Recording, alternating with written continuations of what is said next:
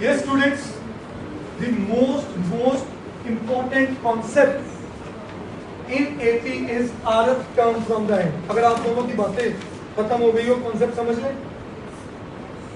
rth term from end. Why it is so important?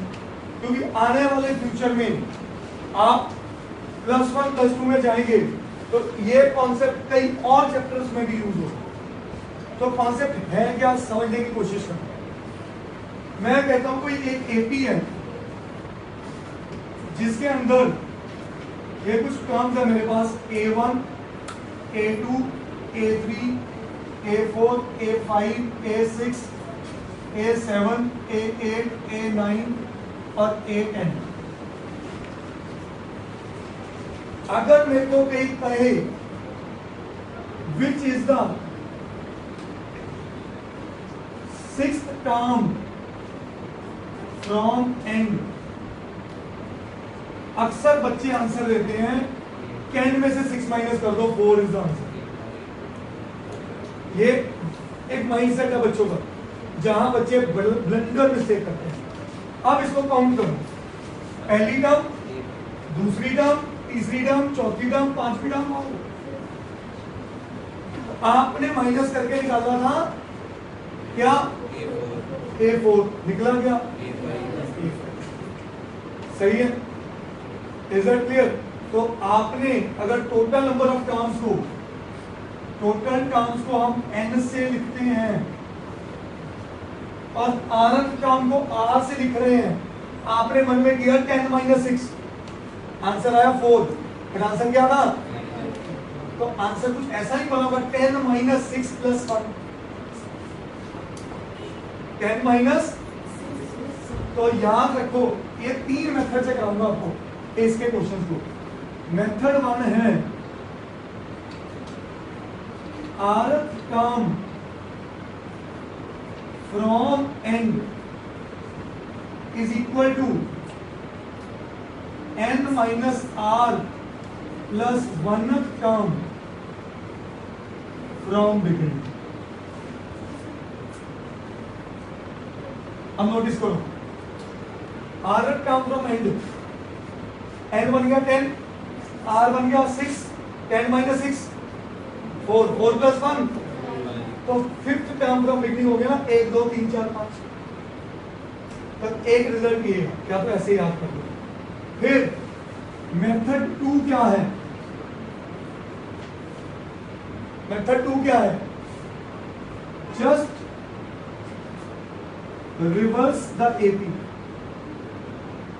AP को क्या कर दो? रिवर्स. अगर मैं एपी को रिवर्स करता हूं तो मेरी एपी देखो कैसे बनी.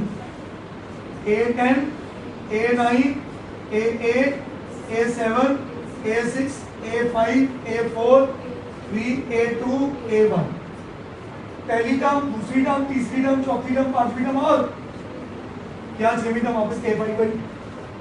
बोलो, just reverse the AP and find 6th term, मतलब 6th term क्या वर्ड यूज करूं?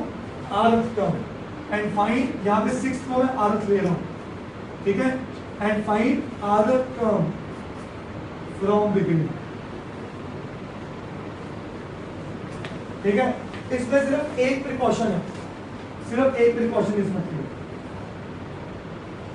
वो प्रिकॉशन क्या है?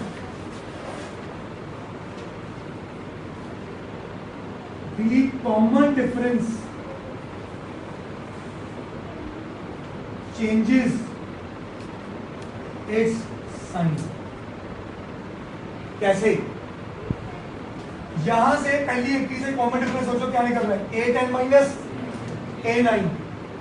A10 माइनस, यहां क्या निकल रहा है? A9 माइनस, आनी पहले पड़ी तो A10 minus A9 is negative of A9 minus A10. तो इसका मतलब कॉमन डिफरेंस अपना साइन क्या करेगा? चेंज करेगा. ये मेथड 2. फिर है मेथड 3. ये मेरा अपना फेवरेट मेथड है, स्कूल्स ज्यादा ये तक करवाते हैं. मेथड 2. मेथड 3 क्या है कि एपी को कोई रिवर्स नहीं करना. इसमें रिवर्स किया है इसमें रिवर्स नहीं किया, इसमें भी नहीं करना, ठीक है। rth term from end is equal to L minus R minus 1 into D, where L is the last term.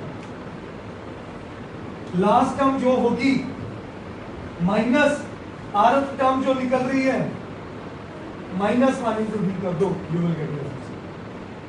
क्या ये बात समझ आ गई? मैं अभी इसको पॉज करेंगे और हम सारे के सारे एक ही क्वेश्चन को तीनों मेथड से करेंगे ताकि आपको समझ आ जाए what I am telling you. करिए।